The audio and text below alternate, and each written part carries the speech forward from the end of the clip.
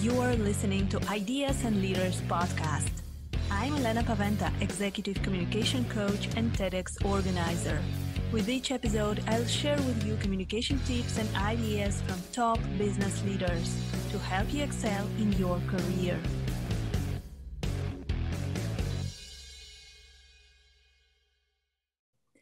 Welcome to the next episode of Ideas and Leaders podcast. Today, I have a great guest with me. It is Kris Putnam-Walkerly. She is the president of Putnam Consulting Group. She is a philanthropy advisor, speaker, and award-winning author. And she helped over 100 philanthropists to allocate over $500 million in their grants and gifts. Wow, this is so impressive. And I'm so happy to have you here today with us, Kris. Oh, thank you, Elena. It's great to be here. So, Kris, recently you published your book, and I have it right here. It is called Delusional Altruism. This book is really interesting. Can you tell us how did you come up with the idea of this book, and what is the story behind it? That's a great question. So I want to answer it two ways. One is one of the questions I ask my clients. So I advise, as you said, philanthropists and leaders of foundations and corporate giving programs. One of the questions I always ask them is, if you could only accomplish one thing this year, but it would be your legacy at your organization, what would it be? And it's a great question because it forces people to figure out what exactly is my top priority, what is most important. So I asked the question of myself one day, and immediately I said to myself, I have to write this book. And the book really comes from advising funders for over 20 years and recognizing that, they genuinely are altruistic, want to make a difference, want to change the world and help other people, but are often getting in their own way, and they're preventing themselves from having the impact that they seek. So that's the delusion. They think they're creating change, and they're actually not. They're their own barrier. They're kind of hostage to blind spots and misguided beliefs. So delusional altruism doesn't mean that they're crazy. It just means they're kind of misguided. And, and a lot of times we don't realize this is happening. So I wrote the book to help donors see how they are blocking their own impact, and then what they can do differently to change how they give and be more transformational in terms of the impact that they're having in their communities or the world, but also by transforming themselves as donors and how they give. Yes. So before we dive deeper, and I have a couple of questions about your book, but before we dive deeper into the questions, can you define the philanthropist? Because when I was reading your book, and for me it was a surprise, because in the beginning I was thinking that philanthropists, they're like Bill Gates or people who make really huge impact. But you say that you changed my worldview a little bit. So how would you define the philanthropist? Oh, good. Yes. So I define philanthropists as anyone who actively promotes human welfare. And I really believe that, we all have so much to give. So sure, we could be billionaires or millionaires, or we could be like the rest of us, and who give, maybe we give of our resources, but we might also give our time as volunteers or our expertise to help organizations, maybe serving on a board of directors of a non-governmental organization, or, even thinking about like all that you have to offer. So thinking about the people that you know and the connections that you have, and how you could make an introduction to someone to really open the door for them and help them, help that nonprofit. One of the examples I love to give in response to COVID is, as nonprofits went into lockdown last year, many countries, governments, including the US, began offering federal aid to organizations, loans primarily. And, there were a lot of nonprofit organizations didn't know much about the loans. It was very confusing. How do I apply? Do I want to take this loan? How do I repay it? All kinds of questions. And one of the challenges is that even though they have, of course, they have bank accounts, checking accounts, they don't necessarily have a relationship with a banker at the bank to have those conversations.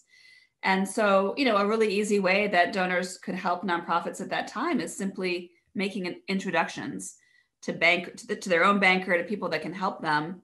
That doesn't cost any money. It barely takes any time, but it's a really important way. And so to help. And so I think about, we all have a lot to give. We don't have to be Bill Gates or Melinda Gates or Mackenzie Scott or, all these billionaires. We can all make a huge difference really with the resources that we have. Yes, absolutely. And I really love this concept. When I was reading your book, I was thinking, wow, I have so much to give myself, and I am giving so much in terms of time, in terms of activity in different nonprofit organizations. So I think that a lot of our listeners as well will be able to find themselves already, also in your book. So Kris, you're saying that you believe that philanthropists can change the world. And this is basically what we all want. We want to make some kind of impact in the world, but what are the ways to do so? So as you are working with a lot of philanthropists, what ways do you see? Yeah. Well, I think what's important to think about is the world could literally mean the world, like you might try to focus on climate change, which actually impacts everybody, right? Or the world could be your neighborhood or, the community in which you live. And I think what's important is for donors to first ask themselves some questions. And I write about this in the book, Delusional Altruism, is start with the right questions. And those questions include why, like, why do I exist as a donor? Really, it's a question asking about purpose. What is another question? What kind of impact do I want to have? So getting clarity on, what causes are important to you, what issues are important to you, what's meaningful to you as an individual or family, because maybe somebody in your family has been impacted by drug abuse or mental health issues or a particular disease, or you grew up without a mentor. And so mentoring is really important, whatever it might be, getting clarity on that. What are you trying to accomplish with your philanthropy?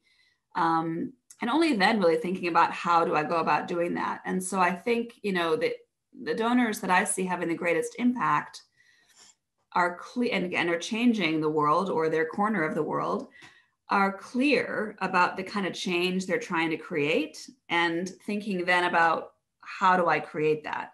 How do I bring financial resources, my know-how, my experience, maybe my connections to bear on that particular issue or cause? And then also, how do I engage with others? So really, if you think about it, I mean, like anything, right? The more the merrier, as we like to say, or, like if you can involve other people, other organizations, other donors, other resources toward the same common goal, chances are you'll be able to leverage more funding and greater impact. And so I think another important question to ask is who else needs to be involved in this particular issue? So if you're focusing on, early childhood education, then who else needs to be involved besides the donor? Might be the school district, or it might be even like public transportation, because that's how the parents are getting their kids to early childhood programs. So I think those are some of the important questions that donors need to ask. Yeah, I was organizing TEDx conferences in Poland for the last 7 years or so. And I think that this is so satisfying to be involved into such a big cause, to engage all those partners, to find connections, to find financing, and then to finally because TEDx conferences are about bringing amazing ideas worth spreading to the world from people who likely don't have any possibilities to speak on big stages. And for me, it was so much satisfying. But I remember that in the beginning, it was quite hard to start. And I know that in your book, you're writing about different kind of barriers that people have in their mind. So what would you say, what would you advise for people who want to make an impact, who want to do something bigger, but they don't know how to start and they have all those kind of barriers in their mind? Mm-hmm. Yeah, that's a great question. The mindset I talk about a lot in the book is a scarcity mindset. And people are surprised to hear this because when you think about philanthropy, I mean, you often think about wealth, and we equate wealth with abundance. But in my experience, most donors, ultra wealthy individuals, foundations, businesses, have a scarcity mindset. And part of that mindset is, setting aside money is really just kind of, it's a belief system that is, based in scarcity and believing that you don't have enough, right? You lack information, you don't know your next step. Therefore, I'm going to stop. I'm going to stop what I'm doing. Or if you're a donor, I might have even like $1 million to give, which is a lot of money. However, it might not be enough money to tackle some big problems, right? And so you might think, well, I'm not big enough to make a difference, so I'm not really going to try. And it's that scarcity mindset that I think really holds donors back. I mean, in your example of organizing the TEDx, it is, whatever new thing we're trying, when we're putting ourselves into the unknown and trying something new, it is always overwhelming. But I think, what funders and individuals need to embrace is more of an abundance mindset and recognizing that, you do have opportunity. The more you put into your work, the more you're going to get out of it. Reaching out to people for help, to get guidance, like other TEDx organizers around the world who could advise you on what to do and not to do in that example. And so really learning best practices and informing yourself so that you can be the best philanthropist you can be. But, the scarcity mindset is really pervasive. I think one of the ways donors experience it is by both not investing in themselves. And by that, I mean not investing in their own learning about their community, learning about a particular issue or cause, or not investing in getting the guidance, advising, coaching, resources that they need to be effective givers, or investing, some larger organizations aren't investing in their own strategy or technology so that when crises arise like COVID or other challenges, they don't have an effective way to respond quickly. And I think that's a problem because I think to have the greatest impact that you want to have as a donor, you need to be the best philanthropist that you can be. And you need to equip yourselves with strength. But also donors hold back resources on the nonprofits they're trying to help. And this is a really big problem. And it happens, when you only allocate a little bit of money to the nonprofit, their cause is big. What they really need is larger resources or multiple years of resources. You only give a little bit, or you don't want any money to go be spent on overhead. You only want it to go help the program, but not recognizing that, again, a nonprofit organization, for them to be effective, as we've seen in the pandemic, they need a strategic plan. They need great financial management systems. They need to be able to evaluate themselves, good technology. They need to know their numbers. They need to be able to fundraise effectively. And that all requires investment. And, we really need to invest. If we believe in a nonprofit organization, they're doing really good work, they're making a difference, then we need to fully invest in them and invest in all that infrastructure, just like a business would invest in its talent acquisition, talent retention, research and development, right? Technology. To be successful, to grow, to innovate, nonprofits need those same investments as well. And that scarcity mindset, I think, really holds them back. This is so interesting to hear that great philanthropists, they also have problems with scarcity mindset. And I think, yes, that we all need to get over our own inner barriers, first of all, and not think about the barriers out there so much. I was recently reading a book by Melinda Gates about supporting women, about her foundation. And I was so, I really loved this book. And I was thinking that, wow, it would be great to have such a transformational impact on the world. And it would, I just love what she's doing. But yeah, so it maybe it is not possible to have such a huge impact. So what do you say to your clients who want to have transformational impact, but they kind of don't know where to start, or they are hesitating if they can't do it at all? Mm-hmm. So I suggest they do three things. One is, first, start with what you already know. So too often I think people feel like, we all do this, we all feel like, wow, there's, an issue that's really important I want to deal with, or there's not enough, quality education in our community, or there's too many homeless people, or whatever it might be. But then you think, oh, I don't know anything about that issue, but you actually do. And I think what donors need to do first is kind of brainstorm and document what they already know about whatever it is that they're trying to tackle.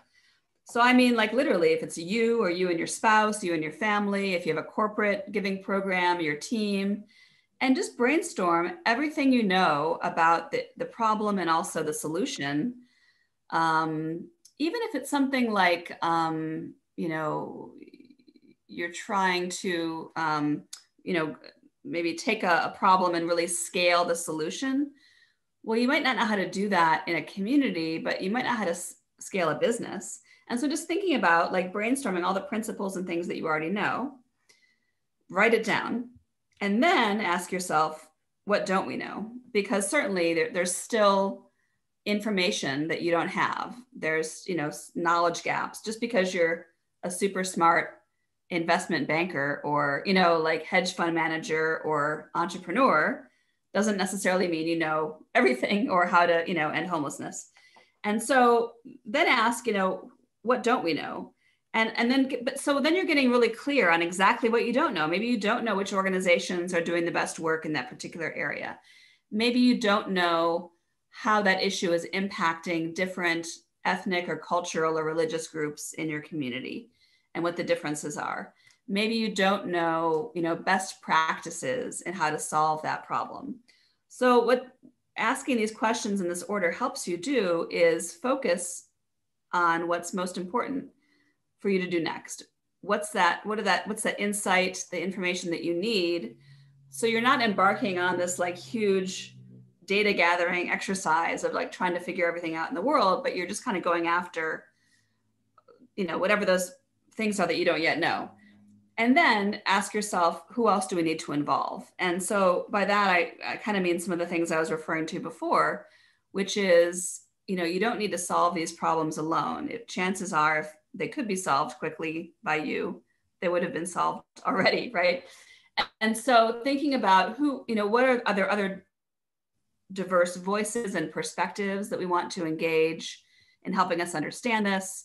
Are there other kinds of stakeholders and people in the community who are touching this issue somehow that we need to involve in coming up with a solution and engaging them? And then you recognize that, it might be a big problem, but if you're thoughtful about what you already know, you get the information you still need, and you involve the other people that are impacted by that issue or likely part of the solution, then chances are you will have a greater impact. You'll be able to tackle whatever that problem is.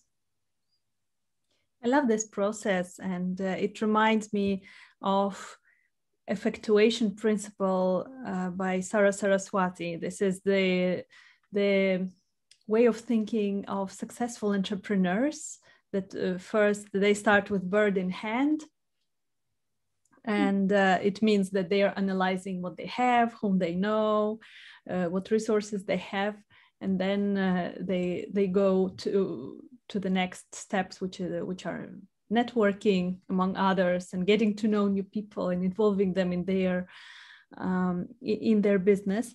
And this effectuation principle, I think it is used by serial entrepreneurs, so people who are starting businesses all the time. So I think that this is a really great approach to have, for sure. So in your book, you're saying that some of the most generous philanthropists save money for all the wrong things. And this is so interesting. Why do you think like that? Yeah, so this goes back to that scarcity mindset I mentioned before. Is, so everyone thinks that saving money is a good thing, right? But I think that donors are saving it on the wrong things. And so by that I mean, they're allocating their funding. There's a lot of donors that will give money to a nonprofit, but the funding can't support personnel. It cannot support the salaries of the people running the program. So they'll literally say, we'll fund your tutoring program, but we're not going to pay the costs of the tutors. We're going to fund your, domestic violence crisis intervention, but we're not going to fund the domestic violence crisis counselors. And because they think it's a scarcity mindset, they think, oh, well, we can't possibly fund the people because then they'll become dependent upon our funding. We won't be able to stop funding them. It's going to cause problems down the road. That's one example. And, to me, that's silly because, you can't have a tutoring program without the human beings doing the tutoring, right? Or you can't have a crisis counseling effort without the people providing the crisis counseling. Like, it makes no sense, which is, again, it's delusional. But also, it's not giving, it's really believing that these nonprofit organizations, that it's okay for them to get by on a shoestring. It's okay for them to not have good enough salaries. It's okay for them, to have outdated technology because they're just nonprofits, right? And we would never put that lens on ourselves as entrepreneurs, as business owners. I think we recognize that we need, you might not need the latest iPhone, but you need a good smartphone. You need technology, and you need to invest in yourself and your growth. As we grow as business owners, it requires more capital investment, and that's hard for entrepreneurs, but it's true. You have to invest in yourself to grow. And so I think too often donors, instead of spending money, like investing in the nonprofits, so to strengthen them so that they can have the greatest impact on their community, they hold that money back, and it kind of just hamstrings them. And I really think it's a huge problem. And what do you think about the current situation in the crisis? Like now we have the pandemic situation. How philanthropists should act?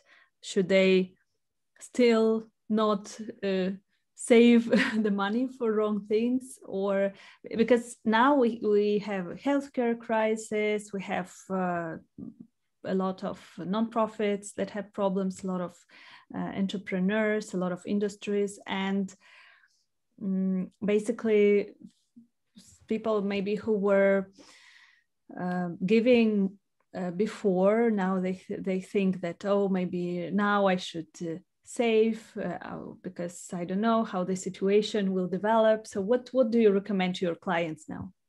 Mm-hmm. Yeah, so a couple things. One is, I think there one of the challenges with philanthropy in a crisis is a lot of them either kind of go into hiding or take a wait and see approach. So either they're kind of too overwhelmed themselves, and I think feeling overwhelmed is a huge problem in philanthropy. It's one of the delusional kind of manifestations I talk about in the book. So, this is a crisis that affected literally every human being on the planet. And unless you were living in a cave in the past year, you've been impacted by COVID, no matter how much money you had.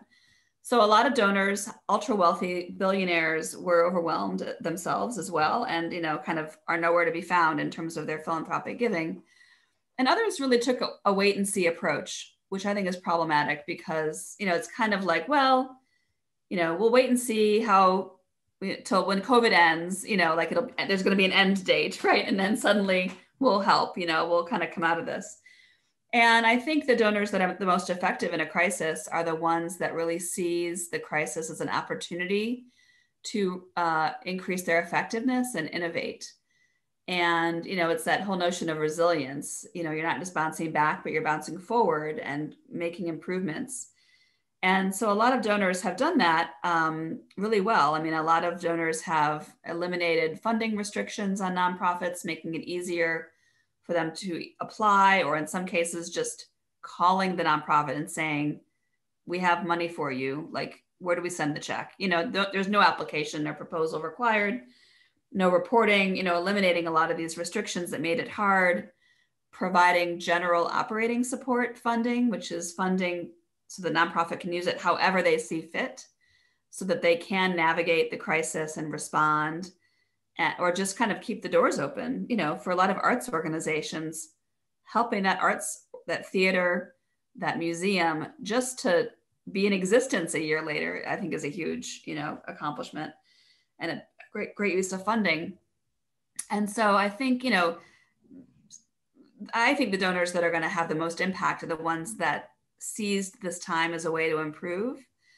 But that said, it's also important to recognize that there's always multiple stages of any disaster. If it's an earthquake or a hurricane or a pandemic, and the responses are, excuse me, like immediate relief. There's a wildfire, there's a tsunami, people need help right now. So a lot of funders, respond to that need, that urgent human need. And we've seen a lot of that. We've seen a lot of immediate response for, food banks and food pantries, helping small businesses, the PPE, getting that money to people and those resources to people quickly, which is really important.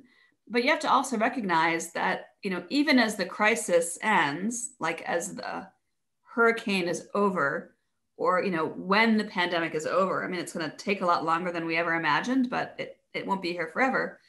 Then there's other problems. We have like a recovery phase where you need to get people back working, you need to get them back in school. Then there's a kind of a systems reform phase where you recognize either the crisis created a systemic structural problems, like, let's say a flood, the bridge is gone, there's no access to the hospital anymore, whatever it is. Or like a pandemic helped us to recognize, the challenges in our education system, for example, and the inequities in access to quality education.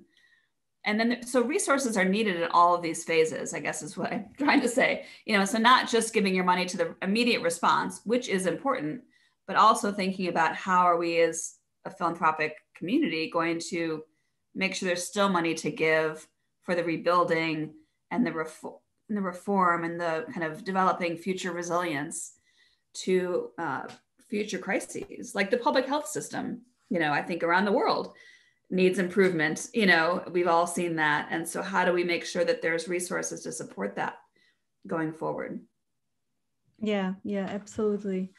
So Kris, I have one final question for you. For our listeners, if they are inspired to become philanthropists and they want to make this change in the world, so what are the best practices of the extraordinary philanthropists, the people you work with, and what would you recommend to our listeners? Yeah,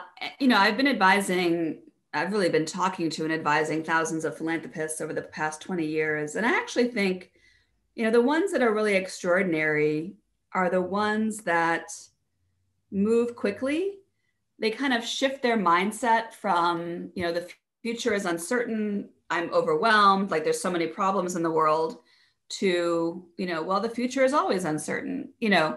Instead of being paralyzed by that constant change, they really embrace it and recognize, the future is no more uncertain today than it was last decade or last century.